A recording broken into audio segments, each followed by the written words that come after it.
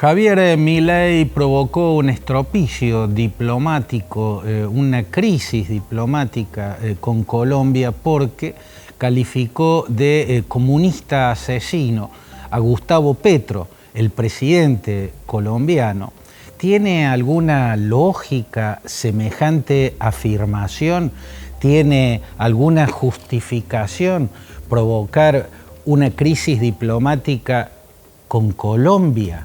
No se está refiriendo a un dictador caribeño ni al presidente de un país irrelevante, se está refiriendo al presidente de Colombia, uno de los países más importantes de América Latina, un país con una economía muy fuerte con la que Argentina tiene que construir puentes, no dinamitarlos. ¿Tiene algún sentido, algún asidero histórico, alguna justificación de algún tipo que el presidente argentino haya llamado comunista asesino al presidente de Colombia? Bueno, en lo que se refiere al hecho histórico que se supone que hay detrás de semejante insulto, de semejante descalificación, lo que hay que decir es que la historia conocida fue ratificada, aceptada y descrita incluso por el propio Gustavo Petro en un libro autobiográfico que se llama Una vida, muchas vidas. Ahí cuenta su paso, siendo muy joven, por el movimiento 19 de abril, más conocido por la sigla M19, una de las insurgencias armadas, una de las tantas insurgencias armadas que hubo en Colombia en el siglo XX. El M19 tenía como rasgo no ser una guerrilla marxista, no era igual que las Fuerzas Armadas Revolucionarias de Colombia, la FARC, que lideraba Marulanda, o Tiro Fijo, como lo llamaban, a quien sí le cabría fácilmente y justificablemente el calificativo de comunista asesino.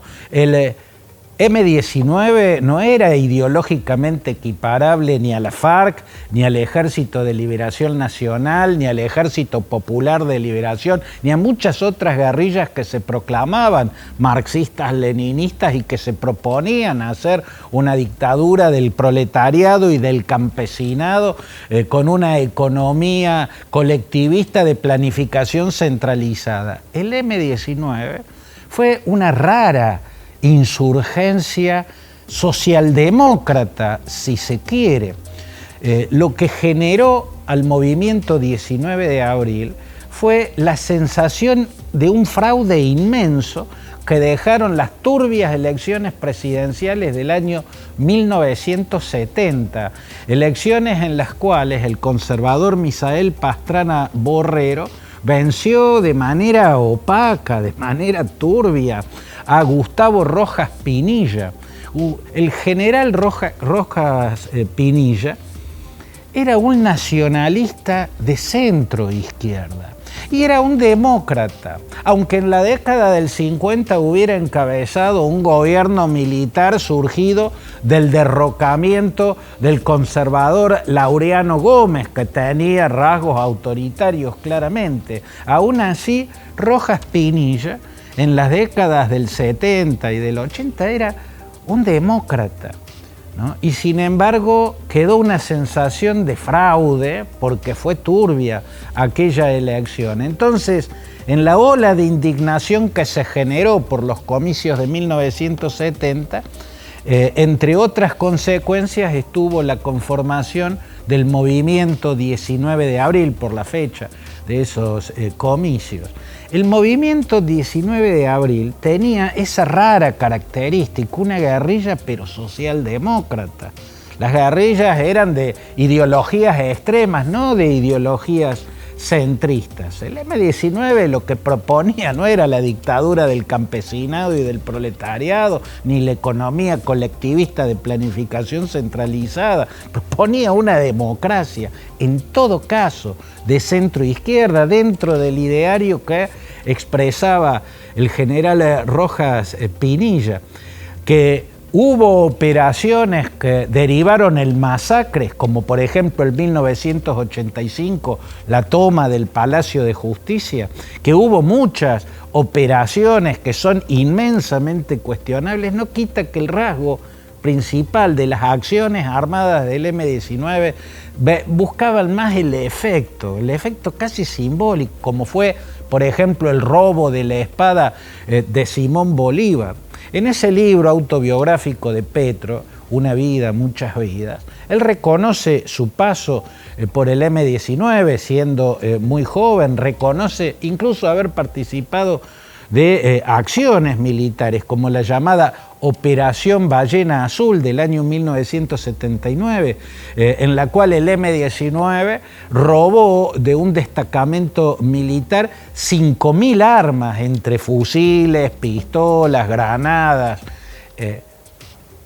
Pero comunista asesino es en todo caso un rótulo que le cabe más a guerrilleros como fue Tiro Fijo o Manuel Marulanda, aquel líder de la FARC que en su etapa de asociación con el narcotráfico creó incluso campos de concentración en la selva colombiana y asesinó vilmente a militares, a policías, a civiles, ¿no? A Tiro Fijo le cabía el comunista asesino, no a Gustavo Petro. Pero incluso si el rótulo estuviera bien puesto, ¿por qué tenía que decir eso Javier Milei, un presidente de otro presidente? ¿A raíz de qué? ¿A propósito de qué? La verdad es que fue a propósito de nada. Ni siquiera se hubiera justificado que llamara comunista asesino a un presidente de Colombia en el marco, no sé, de una discusión subida de tono en un foro internacional, o que hubiese sido la reacción del presidente argentino ante medidas del presidente colombiano que afectan negativamente a la economía argentina, por ejemplo, o que hubiese sido la respuesta a un agravio previo del mismo tenor del presidente colombiano al presidente argentino. Pero la verdad es que Milei lo llamó comunista asesino a propósito de nada, solo porque una periodista ex CNN, ex Univisión, Patricia Janiot, le preguntó qué pensaba de Petro. Obviamente, Patricia Janiot, como muchos periodistas que entrevistan a Milei, buscan un exabrupto en esa cantera humana de exabruptos que es Javier Milei. La periodista buscaba un exabrupto porque eso le da repercusión en las redes, le da titulares en los diarios, presencia en los medios, en el mundo, ¿no? Ella buscaba la repercusión, por eso, en lugar de bucear el pensamiento de un presidente atípico, lo que hacía Janiot era nadar en la superficie buscando pescar frases escandalosas, exabruptos, que le dieran a esa entrevista titulares en los diarios y reproducciones hasta el infinito en las redes sociales en el mundo entero. ¿Por qué el presidente se atribuye que él puede decir lo que quiera de quien sea cuando se le antoje? No, ese no es el mandato que tiene un presidente. Un presidente no es el dueño del poder en una democracia. Un presidente es un humilde mandatario que tiene que tratar con mucho cuidado, con mucho tacto, con mucho equilibrio el mandato que recibió de la sociedad. No importa lo que piense Milei de Petro, no tiene por qué decirlo, menos absolutamente de manera injustificada, a propósito de nada. No tiene por qué decirlo. No es honestidad intelectual eso. Eso es incontinencia. Eso es, si se quiere, irresponsabilidad.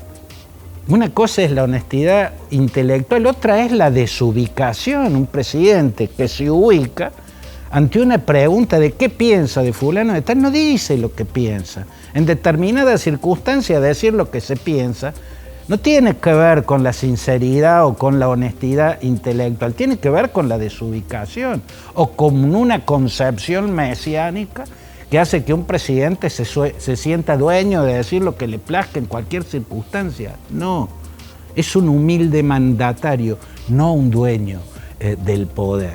Y en este caso lo que provocó fue un desquicio institucional, un verdadero estropicio diplomático, repito, a propósito de nada.